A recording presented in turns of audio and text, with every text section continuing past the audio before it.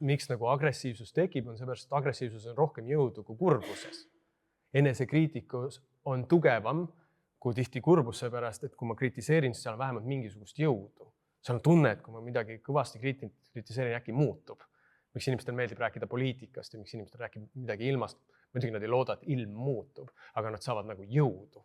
Sest muidu on nende taustaseisund on jõuetu. Kui inimene on väes, siis ta ei räägi ilmast, ta ei räägi poliitikast, sest see tundub nagu mõttetu teema sellel hetkel. Et me lähme teemadesse, mis on ühiskonnakriitilised ja kaotame ennast neisse tihti sellepärast, et me oleme enesekriitilised kõige pärast ja sellepärast me ei taha tunda endast nagu nõrkust. Ja nüüd ongi nagu see, et kui ma olen selles kurbuses ja see kurbus on minu jaoks nagu miski, mida ma ei taha, ma ründan seda, siis ma hakkan nagu otsima ka ühtlasi päästjat kusagil väljas. Äkki see on mu terapeut, äkki see on keegi, see võib olla söök, see võib olla sport, see võib olla mingi tegevus, kuhu ma olen tavaliselt läinud.